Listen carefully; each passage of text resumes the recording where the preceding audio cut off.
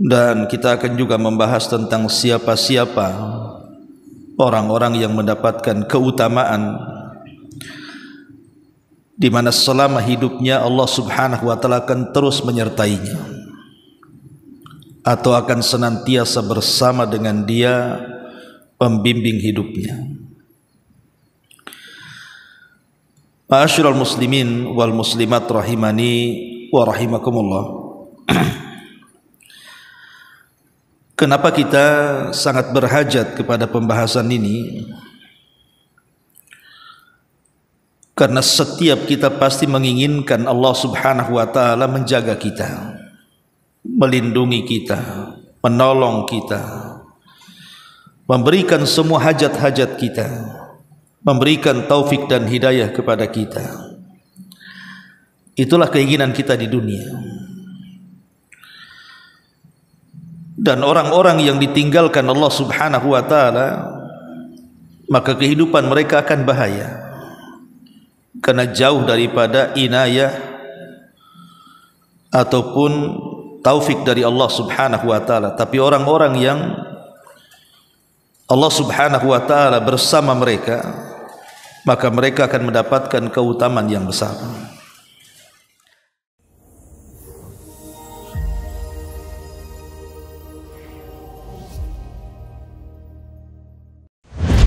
Bismillahirrahmanirrahim.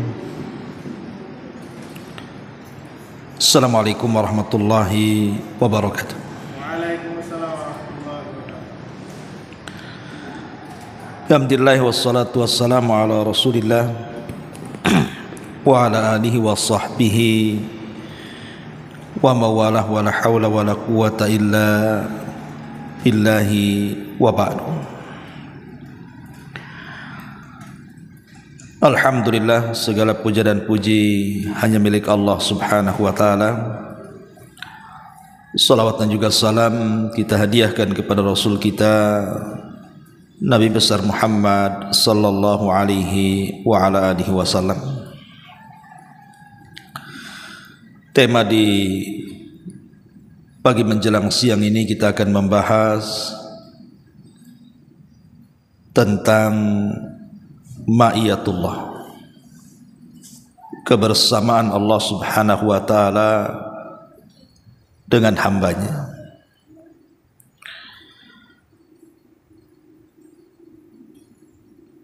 Dan kita akan juga membahas tentang siapa-siapa orang-orang yang mendapatkan keutamaan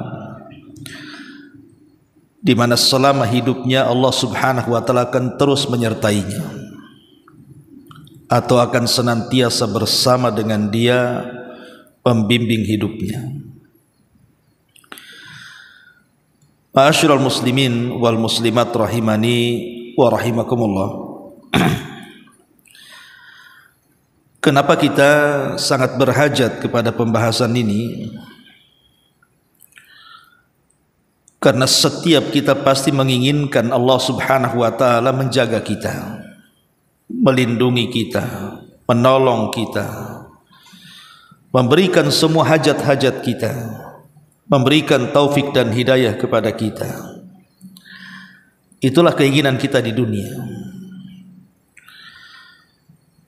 Dan orang-orang yang ditinggalkan Allah Subhanahu wa taala, maka kehidupan mereka akan bahaya, karena jauh daripada inayah ataupun taufik dari Allah Subhanahu wa taala. Tapi orang-orang yang Allah Subhanahu wa taala bersama mereka, maka mereka akan mendapatkan keutamaan yang besar. Sebelum saya menjelaskan siapa-siapa orang-orang yang mendapatkan keutamaan akan terus bersama Allah Subhanahu wa taala dalam hidupnya, kita akan menjelaskan tentang makna daripada kebersamaan Allah itu seperti apa.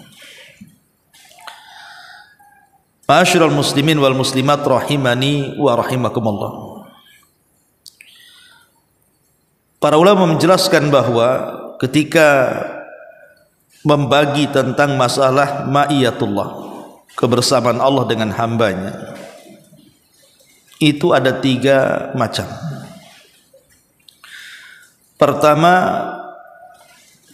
kebersamaan Allah Subhanahu wa taala dengan hambanya yang bersifat umum. Artinya mencakup semua manusia, tidak mukmin, tidak kafir. Yang kedua, kebersamaan Allah Subhanahu wa taala dengan hambanya yang bersifat khusus, dan itu hanya diberikan kepada orang-orang yang beriman yang memiliki sifat-sifat yang nanti saya akan jelaskan. Kemudian yang ketiga, kebersamaan Allah Subhanahu wa taala dengan orang-orang tertentu, dengan manusia-manusia tertentu yang Allah Subhanahu wa taala pilih sebagai manusia pilihan.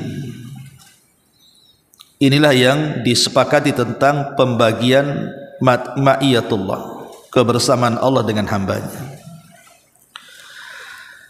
Adapun kebersamaan Allah Subhanahu wa taala dengan hambanya yang bersifat mutlak, yang bersifat umum,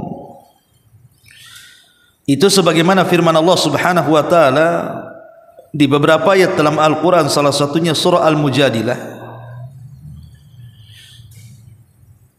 ayat ke-7, Allah Subhanahu wa taala mengatakan, alam tara anna allaha ya'lamu ma fis samawati wa ma fil ard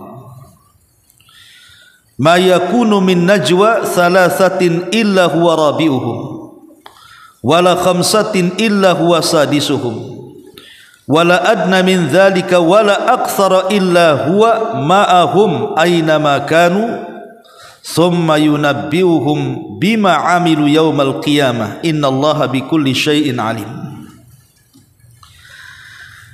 Tidaklah kamu memperhatikan bahwa sesungguhnya Allah mengetahui apa yang ada di langit dan apa yang ada di bumi. Tiada pembicaraan rahasia di antara tiga orang melainkan dialah, maksudnya Allah, yang keempatnya. Dan tiadalah pembicaraan antara lima orang melainkan dialah Allah yang keenamnya. Dan tidak pula pembicaraan di antara jumlah yang kurang dari itu atau lebih banyak daripada itu, melainkan dia Allah akan bersama mereka dimanapun mereka berada. Kemudian dia akan memberitakan kepada mereka pada hari kiamat apa yang telah mereka kerjakan. Sesungguhnya Allah Maha mengetahui segala sesuatu. Ini disebut ma'iyatullah al-amah namanya, kebersamaan Allah Subhanahu wa taala dengan hamba-hambanya secara umum. Maknanya ma'iyatullah al-amah ini, kebersamaan Allah secara umum, artinya Allah Subhanahu wa taala mampu mengetahui seluruh kondisi makhluknya dengan pengetahuannya, dengan ilmunya. Allah Maha tahu terhadap hambanya, dimanapun hamba itu berada, bicara apapun hamba itu sedang bicara, apapun yang disembunyikan dalam hatinya, di keramaian atau di sendiriannya, Allah Subhanahu wa taala Maha tahu. Dan juga Allah Subhanahu wa taala memiliki pencatat yang Allah katakan, ma yalfidu min qaulin illa ladaihi raqibun atid. Tiadalah satu ucapan yang diucapkan melainkan ada di dekatnya malaikat pengawas yang akan mencatat, selalu hadir raqib dan atid. Artinya kebersamaan Allah dengan hambanya secara umum ini tidak ada keutamaan, karena Allah Subhanahu wa taala akan bersama hambanya, maksudnya dengan ilmunya. Allah tahu segala gerak-gerik hambanya. Dari sini ada faedah tentang harusnya seorang hamba itu, kalau dia tahu bahwa dia tidak lepas dari pengetahuan Allah alias pengawasan Allah, berarti harus muncul perasaan takut. Itulah yang disebut dengan muraqabah namanya. Kenapa kita harus merasakan takut? Karena Allah tahu masalahnya. Walaupun kita sembunyikan di hadapan manusia, tetap Allah tahu. Maka ma'iyatullah al-amah ini, kebersamaan Allah secara umum ini, mengharuskan kita takut kepada Allah Subhanahu wa ta'ala. Makanya disebutkan dalam sebuah hadis yang dikeluarkan Imam Ahmad dan juga Tirmidzi, dan Imam Tirmidzi menganggap hasan hadis ini, dari sahabat Abdullah ibn Umar radhiyallahu anhuma. Nabi SAW bercerita tentang seorang laki-laki di zaman Bani Israel namanya Kiflun. Ada di zaman Bani Israel itu seorang laki-laki namanya Kiflun. Kiflun ini la yatawara min dzambin amilahu. Dia tidak pernah memiliki perasaan wara, semua dosa dia lakukan. Satu hari ada seorang wanita yang ditaksirnya, wanita cantik. Fa'atathu imra'atun fa'a'taha 60 dinara ala an yataha. Wanita cantik ini wanita perawan. Dia datang kepada Kiflun hendak meminjam uang, tetapi Kiflun ini mengatakan boleh. Bahkan bukan hanya sekedar kupinjamkan, ku kasih juga kau uang sebanyak 60 dinar, 60 dinar. Syaratnya kau harus berzinah dengan aku. Karena memang wanita ini sangat berhajat dengan uang tadi, karena mendesak sebuah kebutuhan, akhirnya dia mau. Maka kata Nabi SAW, falamma qa'ada minha maq'ada ar-rajuli min imra'atihi ir'addat wa bakat. Ketika hampir-hampir keduanya melakukan perzinahan, tiba-tiba wanita itu ketakutan dan menangis. Maka Kiflun mengatakan, ma yubkik, apa yang membuat anda menangis? Apakah engkau tidak suka? Maka wanita ini mengatakan, la, tidak, walakinnahu amalun ma amiltuhu qat. Tidak, tetapi masalahnya aku tidak pernah melakukan hal yang seperti ini. Ini baru pertama kali. Wa ma hamalani alaihi illa hajah, dan aku lakukan karena ada hajat kebutuhan, aku butuh uang masalahnya. Maka si Kiflun ini mengatakan, taf'alina anta hadza wa ma fa'alti. Dia mengatakan, engkau hendak melakukan perbuatan ini sementara engkau belum pernah melakukannya. Kata Kiflun, idhabi, kalau begitu pergilah kamu dan ambillah uang ini. Tidak terjadi berzina. Karena Kiflun ini juga merasa takut kepada Allah melihat wanita itu. Kemudian setelah kejadian ini Kiflun pun taubat. Kemudian mengatakan, la wallahi la a'sillaha ba'daha abada. Demi Allah, setelah peristiwa ini, melihat wanita itu dan tidak jadi berzina, kemudian dia berikan 60 dinar itu, dia berjanji tidak akan maksiat lagi kepada Allah. Allah takdirkan kemudian beberapa waktu setelahnya si Kiflun ini meninggal dunia. Famata min lailatihi, maka dia pun meninggal di malam itu. Fa asbaha maktuban ala babihi, tiba-tiba kemudian tertulis di pintu rumahnya, innallaha qad ghafaral kifla, sesungguhnya Allah sudah mengampuni dosa-dosanya si Kiflun itu. Kisah ini kisah Bani Israel. Lihat bagaimana rasa takut si Kiflun yang akhirnya tidak melakukan perzinahan. Kemudian dia sadar, kemudian dia berjanji untuk tidak bermaksiat kepada Allah Azza wa Jal. Akhirnya Allah hadiahi apa? Allah ampuni dosa-dosanya. Artinya bahwa kebersamaan Allah Subhanahu wa taala secara umum ini melahirkan takut.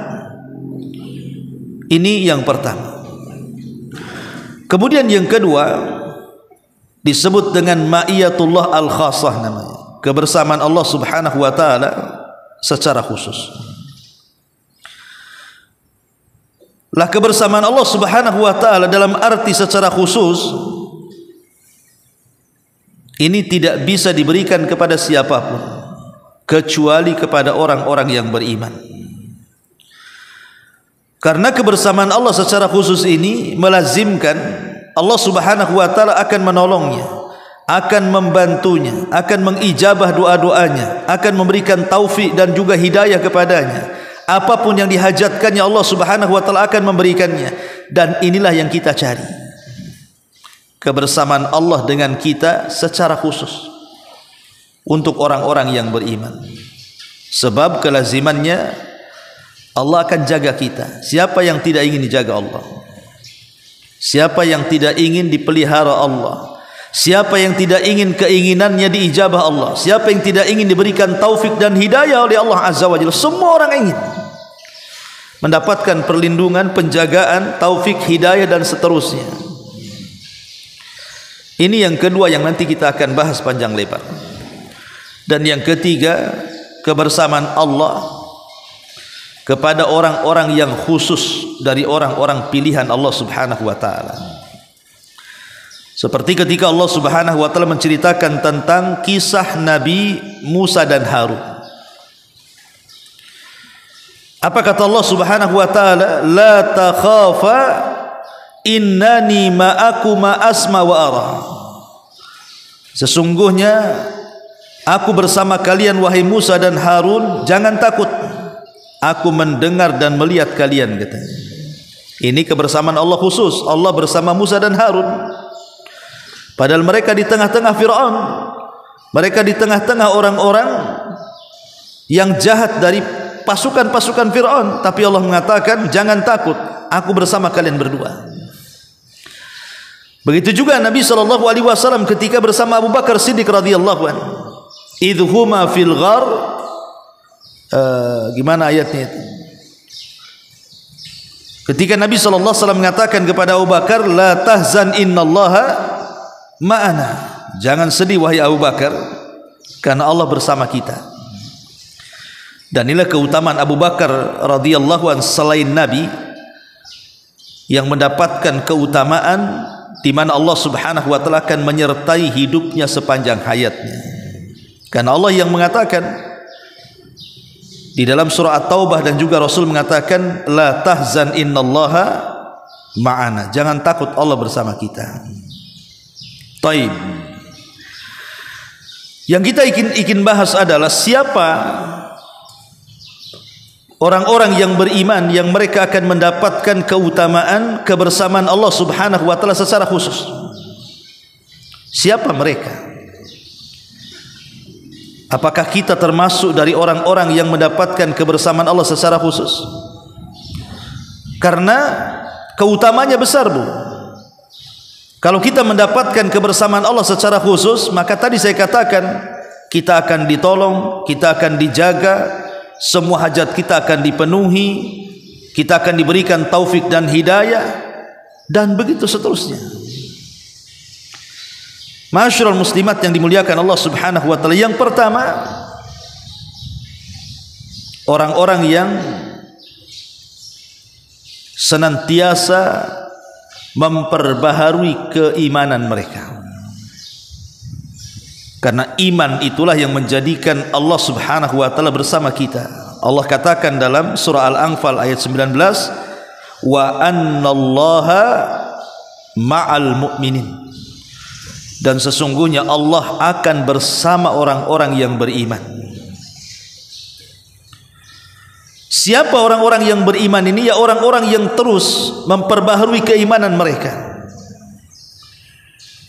Karena iman ini bisa bertambah, bisa berkurang, Bu, masalahnya. Bertambah dengan terus melaksanakan ketaatan, dan berkurang dengan banyaknya melaksanakan kemaksiatan. Lah orang-orang yang kemudian terus meningkatkan iman mereka, memperbaharui iman mereka dengan istiqomah di atas ketaatan, maka ini alamat dia akan mendapatkan ma'iyatullah al-khasah, kebersamaan Allah secara khusus kepada dia. Sebagaimana Allah Subhanahu wa taala mengatakan tadi, innallaha wa annallaha ma'al mu'minin, dan Allah Subhanahu wa taala akan bersama orang-orang yang beriman. Maka tingkatkan keimanan kita dengan ketakwaan, melaksanakan perintah dan menjauhi larangan. Sebab kalau iman itu sudah menghujam pada setiap dada kita, itu akan menggerakkan semuanya. Iman itu yang menggerakkan kita. Jadi kalau iman sudah menghujam di hati kita, itu anggota badan kita akan bergerak semua tuh. Lisan akan berzikir, akan baca Quran, kaki pun akan dilangkahkan ke tempat-tempat ibadah, tangan pun akan digerakkan untuk menolong orang, badan pun akan digerakkan untuk melaksanakan ketaatan, solat, puasa, zakat dan begitu seterusnya. Iman ini bisa menggerakkan. Bahkan iman juga bisa meringankan musibah yang kita derita. Orang kalau kuat imannya, musibah sebesar apapun ringan bagi dia. Lihat Bilal ibn Rabah, ketika dia dicambuk di tengah-tengah padang pasir, diikat di batu yang sangat besar di terik matahari, tengah siang, panas-panasnya kering kelontang, dicambuk sama tukang cambuk supaya dia murtad, tidak bergeming keimanannya pun. Bahkan seolah-olah dia tidak merasakan sakit dari cambukan itu, dan pencambuk itu tidak berhenti kecuali karena kelelahan. Jadi di zaman Umar bin Khattab radhiyallahu an, Bilal ini bercerita bagaimana nostalgia di zaman Nabi SAW ketika dia disiksa oleh majikannya Umayyah. Kemudian Bilal mengatakan, aku tidak merasakan apapun. Kata Umar bin Khattab, bagaimana bisa? Maka Bilal radhiyallahu an mengatakan, karena aku sandingkan kelezatan iman dengan sakitnya azab. Rupanya kelezatan iman lebih mendominasi dibandingkan sakitnya siksaan orang yang memukulku, katanya. Karena Bilal ketika disiksa itu dia sandarkan hatinya kepada Allah. Dia hanya mengatakan ahadul ahad, ahadul ahad. Makanya dia kemudian berusaha untuk menghilangkan rasa sakit cambukan itu dengan cara apa? Merasakan lezatnya iman sehingga lupa akan azab yang diberikan kepadanya. Begitulah orang kalau sudah menghujam keimanannya, semua bisa dilaluinya. Ini yang pertama. Yang kedua, at-taqwa, ketakwaan. Allah Subhanahu wa taala mengatakan dalam surah Al-Baqarah ayat 194, wa'lamu annallaha ma'al muttaqin. Ketahuilah bahwa Allah Subhanahu wa taala akan bersama orang-orang yang bertakwa. Apa itu takwa? Kata Ali radhiyallahu an, takwa itu al khaufu minal jalil wal amalu bitanzil war ridha bil qalil wal isti'dad li yaumir rahim. Ali radhiyallahu an ketika ditanya, apa sih makna takwa itu wahai Amirul Mukminin? Maka Ali mengatakan, takwa itu al khaufu minal jalil. Apa itu al khaufu minal jalil? Menanamkan perasaan takut kepada Allah. Yang kedua, wal amalu bitanzil, mengamalkan apapun yang diturunkan Allah, baik dalam bentuk perintah kita laksanakan atau dalam bentuk larangan kita tinggalkan. Kemudian yang ketiga, warridha bil qalil, ikhlas, redha, pasrah dengan pemberian Allah, mau sedikit mau banyak, alhamdulillah ala kulli hal. Dan yang keempat, wal isti'dad li yaumir rahil, persiapan untuk hidup setelah kematian. Itulah takwa. Takut kepada Allah. Dengan takut kepada Allah dia pun beramal dengan perintah-perintah Allah. Kemudian dia redha dengan pemberian Allah, dan dia bersiap-siap untuk beramal dalam rangka menghadap kehidupan setelah kematian. Ubay bin Ka'ab radhiyallahu anhu pernah ditanya oleh Amirul Mukminin tentang makna takwa. Maka Ubay bin Ka'ab mengatakan, bagaimana pendapatmu hai Umar, wahai Amirul Mukminin, kalau engkau berjalan di sebuah jalan, jalan itu penuh dengan beling, penuh dengan paku, jarum, lidi, macam-macam yang membahayakan kaki kita. Maka Umar mengatakan, ya tentu saya akan berjalan di jalan itu dengan hati-hati supaya tidak terinjak paku, beling, duri dan yang semacamnya. Kata Ubay, itulah makna takwa. Berjalanlah di dunia berhati-hati. Maknanya duri-duri, beling-beling, paku-paku itulah yang diharamkan Allah. Hati-hati dari apa yang diharamkan Allah Subhanahu wa taala. Itulah takwa. Ya. Ma'asyiral muslimin, wal muslimat rahimani wa rahimakumullah. Ini yang kedua. Kalau ingin mendapatkan kebersamaan Allah secara khusus, maka tingkatkan takwa kita kepada Allah. Takwa dengan cara menjalankan perintah dan menjauhi larangan. Kemudian yang ketiga, as-sabru, berusaha untuk sabar. Di dalam surah Ar-Ra'du ataupun di dalam surah Al-Anfal ayat 46, Allah mengatakan, wasbiru innallaha ma'as sabirin. Wasbiru innallaha ma'as sabirin. Bersabarlah kalian, sesungguhnya Allah bersama orang-orang yang sabar. Lihat di sini Allah katakan Allah akan bersama siapa? Orang-orang yang sabar. Jadi kalau kita ingin mendapatkan ma'iyatullah al-khassah, kebersamaan Allah secara khusus kepada kita, maka selain beriman, bertakwa, bersabar. Dan sabar itu ada 3 jenis. Ada as-sabru fit ta'ah, ada as-sabru 'alal ma'siyah, ada as-sabru fi aqdarillahi wa qada'i. Kata ulama mengatakan bahwa sabar itu ada 3. Pertama, sabar ketika melaksanakan ketaatan. Karena kalau kita tidak sabar ketika melaksanakan ketaatan, tidak mungkin kita beribadah. Ketika kita sholat ya harus sabar. Kalau tidak sabar nggak sholat kita jadinya. Ketika kita berpuasa harus sabar. Kalau tidak sabar berbuka nantinya. Kalau kita ibadah apapun tidak sabar itu tidak akan lama ibadahnya. Makanya bersabar. Allah Subhanahu wa taala mengatakan wasta'inu bis sabri was shalah. Dan bersabar ketika melaksanakan ketaatan itu perlu mujahadah, perlu kesungguhan, tidak bisa malas. Kemudian yang kedua, bersabar ketika meninggalkan maksiat. Ketika ada orang berzina, kita sabar tidak berzina. Ketika ada orang bergibah, kita sabar untuk tidak ikut bergibah. Ketika ada orang namimah, kita bersabar untuk tidak ikut namimah. Ketika ada orang mencuri, sabar untuk tidak mencuri. Ketika ada orang berbuat maksiat, sabar untuk tidak melakukan maksiat. Sabar. Jangan sampai kemudian bermaksiat karena melihat orang maksiat. Ini tingkatan yang kedua. Tingkatan yang ketiga, inilah yang banyak di masyarakat. Kalau istilah sabar diitlakkan sabar, biasanya yang ketiga nih, sabar dalam menghadapi qada dan qadar. Sabar dalam menghadapi takdir Allah Azza wa Jalla. Karena orang-orang dengan takdir Allah Azza wa Jalla, terutama dengan musibah yang Allah Subhanahu wa taala timpakan kepada kita, itu kan macam-macam orang menghadapi musibah itu kan.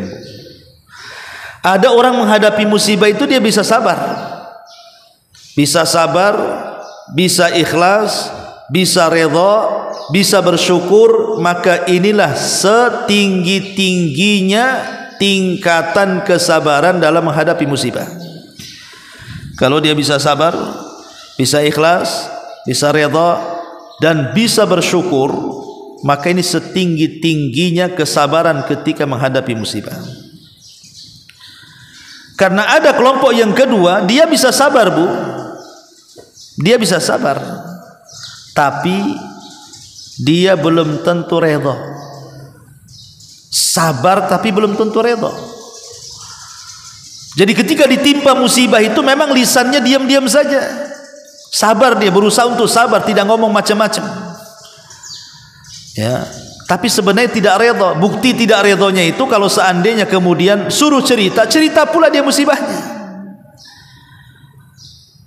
Padahal kalau seandainya dia diam saja, dia pasrahkan semua kepada Allah, innalillahi wa inna ilaihi rajiun.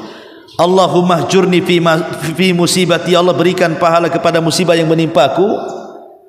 Tentu itulah kesabaran yang luar biasa. Tapi ada orang yang sabar tapi tidak redha, sehingga ya disenggol sedikit keluar tuh kata-katanya. Dan yang lebih parah lagi, dia tidak sabar. Dan lisannya tasahud itu apa? Sudah hatinya tidak rela, tidak redha, lisannya pula kemudian menolak takdir Allah Subhanahu wa taala. Mengungkit-ungkit, kenapa mesti saya seperti ini? Kenapa tidak dia saja? Kenapa anak saya yang harus seperti ini? Kenapa enggak anak orang saja? Kenapa ekonomi saya yang bangkrut? Kenapa ekonomi orang baik? Itu tidak sabar kayak gitu tuh. Ya.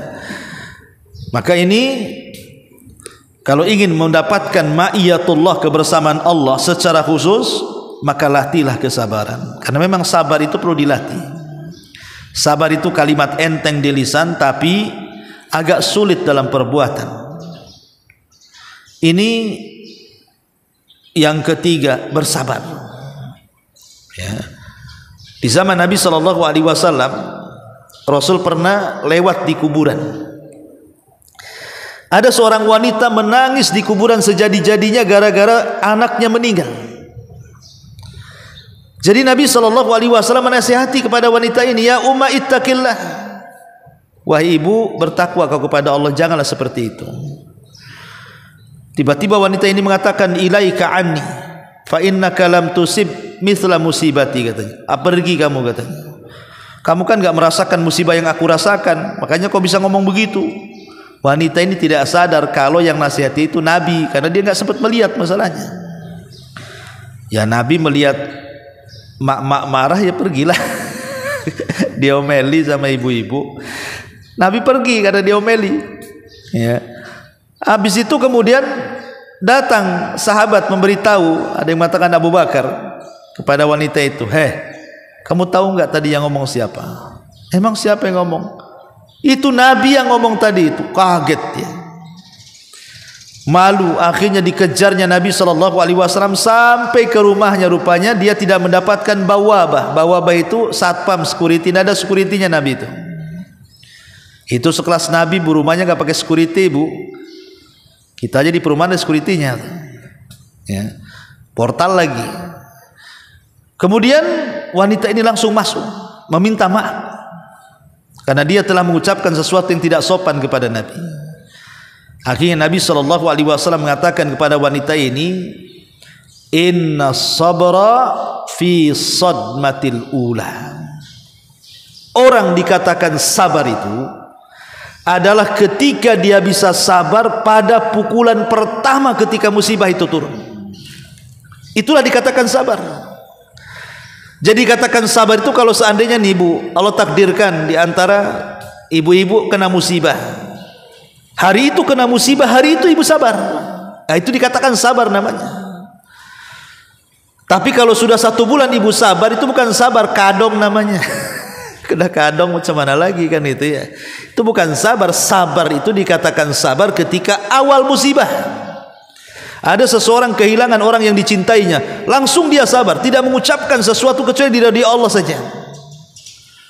Makanya Ummu Salamah radhiyallahu anha ketika meninggal suami tercintanya Abu Salamah, dan tidak ada laki-laki yang paling dicintai Abu Salamah, sehingga itulah musibah terberat dalam hidupnya. Nabi mengajarkan di awal musibah yang menimpanya, quli ya Umma Salamah Allahumma hjurni fi musibati, ya Allah berikan pahala akan musibah yang menimpaku. Harusnya begitu.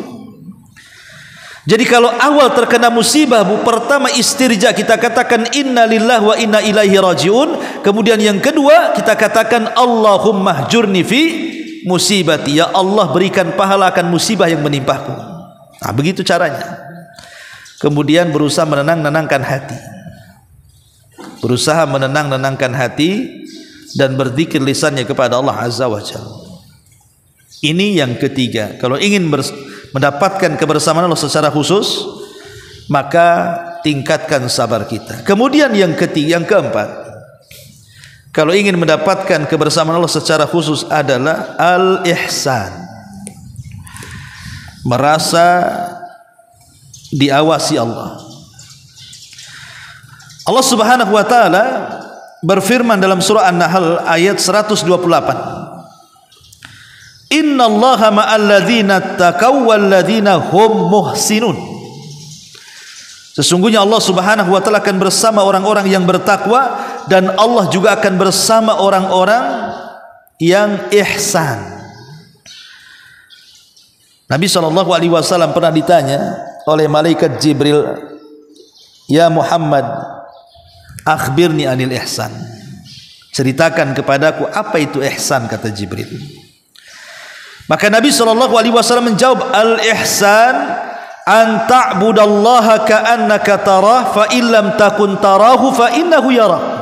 Ihsan itu, kata Rasul, engkau beribadah kepada Allah seolah-olah engkau melihat Allah. Kalaupun tidak, maka yakini Allah melihat kamu. Ihsan itu seolah-olah engkau beribadah kepada Allah dan engkau melihat Allah. Kalaupun tidak bisa merasakan seperti itu, yakini Allah pasti melihat kita. Dalam kehidupan dunia saja kan Bu, jangan cerita ibadah lah, cerita dunia. Umpamanya ibu ini punya usaha kue atau apa gitu kan. Kemudian ibu ambil karyawan untuk bekerja membuat kue yang ibu buat itu. Ibu tongkrongi itu karyawan itu Bu. Kira-kira tidur nggak tuh karyawan? Kalau ditongkrongi sama ibu? Enggak lah. Pasti karyawan itu akan kerja terus kan, karena ditongkrongi orang yang punya usahanya kan. Coba kalau ibu pergi, diserahkan saja, nih kerjakan sampai sore, ibu pergi. Tuh kadang-kadang suka-suka dia tuh kerja itu. Ya kadang kerja duduk sebentar, nanti kerja lagi, istirahat sebentar, nanti kerja lagi. Kenapa? Karena tidak takut, tidak merasa diawasi kan. Kalau kita punya pekerja saja kita awasi, dia rajin bekerjanya, maka mimbabil aula kalau kita cerita soal ibadah. Kalau kita terus merasa diawasi Allah dalam ibadah kita, tentu kita akan khusyuk ibadah itu. Akan terus diperbaiki kan. Karena ada yang mengawasi kita.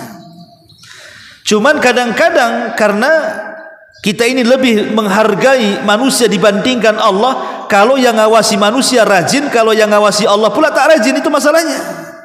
Karena ketidakada ihsanannya itu.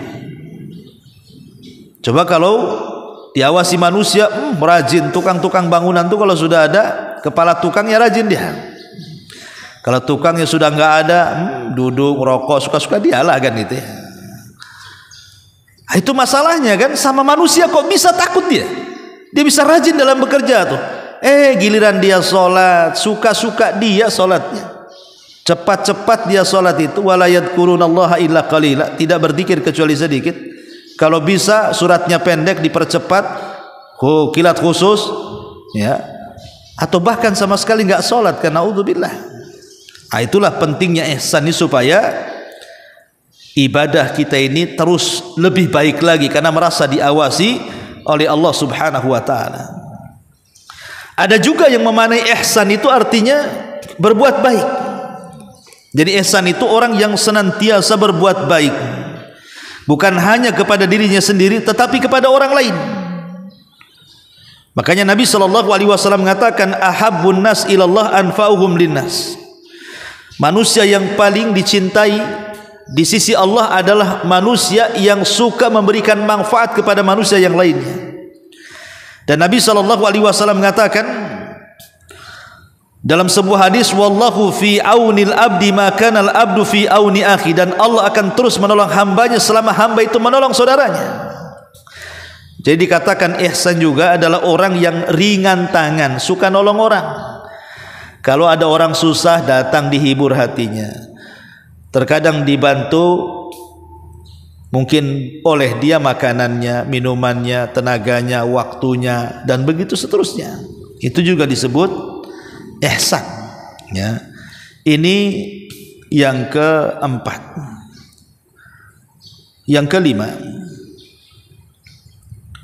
sebab mendapatkan ma'iyah Allah secara khusus adalah iltizam bi faraidillahi azza wa jalla wa taqarrub ilaihi bi nawafilihi. Tidak meninggalkan yang wajib kemudian menambah dengan ibadah-ibadah sunnah. Nabi SAW bersabda dalam sebuah hadis yang dicantumkan oleh Al-Bukhari dalam sahihnya, wa ma taqarraba ilayya 'abdi bi syai'in ahabba ilayya mimma aftaradtu alaihi wa ma yazalu 'abdi yataqarrabu ilayya bin nawafil hatta uhibbahu fa idza ahbabtuhu kuntu sam'ahu alladhi yasma'u bi wa basarahu alladhi yubsiru bi wa yadahu allati yabtishu biha wa rijlahu allati yamshi biha wa in sa'alani la u'tiyannahu wa la in ista'adzani la u'idhanna. Allah berfirman dalam hadis kursi, tidaklah seorang hamba mendekatkan diri dengan sesuatu yang aku wajibkan kepadaku kecuali aku akan mencintainya. Dan ketika hamba itu terus mendekatkan diri kepadaku dengan yang sunnah-sunnah, maka aku akan tambah kecintaanku kepadanya. Aku akan menjadi pendengaran yang ia mendengar dengannya. Aku menjadi penglihatan yang ia melihat dengannya. Aku akan jadi tangan yang ia bergerak dengannya. Aku akan jadi kaki yang ia bergerak dengannya. Dan kalau dia meminta, aku akan beri. Dan kalau dia berlindung kepadaku, pasti kulindungi dia. Jadi orang-orang yang senantiasa berkecimung melaksanakan yang wajib dan juga menambah dengan yang sunnah adalah sebab terbesar kita mendapatkan ma'iyatullah al-khassas, kebersamaan Allah secara khusus kepada kita.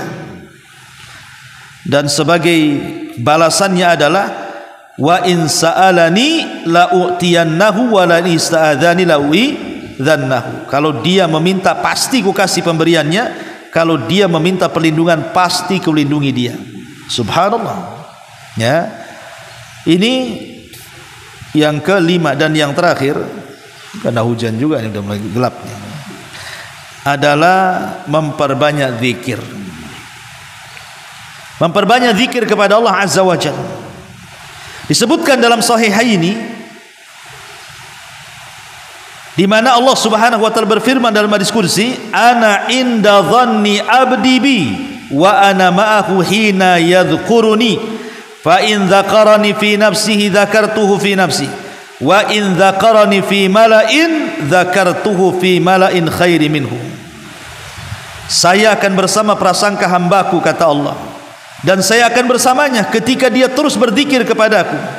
Kalau dia berzikir kepadaku dalam kesendiriannya, maka aku akan sebut dalam diriku. Tapi kalau dia berzikir di tengah-tengah halayak orang ramai, aku pun akan memuja-muji dia di hadapan makhluk di langit sana yang jauh lebih baik dibandingkan zikirnya kepadaku.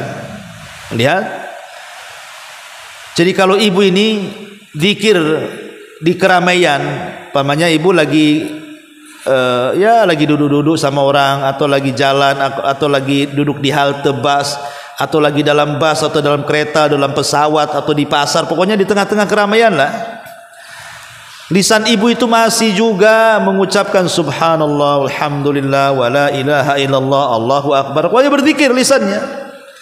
Maka Allah janji, kalau hambaku menyebut-nyebut aku di tengah keramaian, ketika orang ramai, orang diam, kita berzikir, apa kata Allah? Zakartuhu fi mala'in khairi minhu, maka aku akan menyebut dia di tengah-tengah keramaian para malaikat. Dipujinya kita di langit, di hadapan para malaikat, si fulan sedang berzikir kepada aku. Subhanallah. Itulah kebersamaan Allah Subhanahu wa taala secara khusus kepada kita. Dan kalau Allah sudah bersama kita secara khusus, maka Allah akan menjaga kita, Allah akan menolong kita, Allah akan melindungi kita, Allah akan memberikan taufik kepada kita, Allah akan memberikan hidayah, dan juga Allah Subhanahu wa taala akan memberikan apapun yang kita minta, dan Allah akan memberikan perlindungan apapun yang kita berlindung dari segala sesuatu kepada Allah Subhanahu wa taala. Jadi faedahnya banyak ma'iyatullah secara khusus ini kalau kita mau melakukan 6 perkara ini. Tingkatkan iman, tingkatkan takwa, tingkatkan sabar, tingkatkan ihsan, kemudian tingkatkan amalan wajib dan sunnah, dan terus meningkatkan zikrullah, berzikir kita kepada Allah Subhanahu wa taala. Wallahu a'lam bishawab. Ini di antara 6 sifat yang mengantarkan kita kepada ma'iyatullahi azza wa jalla. Taib. Kalau ada yang bertanya silakan. Kalau enggak kita tutup.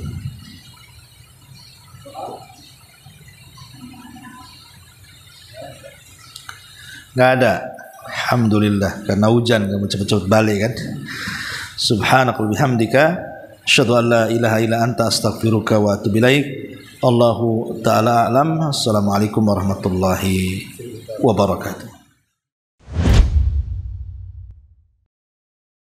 Intinya bahwa tolong berakhlak kepada Allah. Membahas tafsir dari surah Al-Imran. Lahirlah Imam Muslim, Abi Dawud, Tirmidzi, Ibnu Hibban. Jadi ketika Yunus alaihi salatu wassalam terkena undian itu,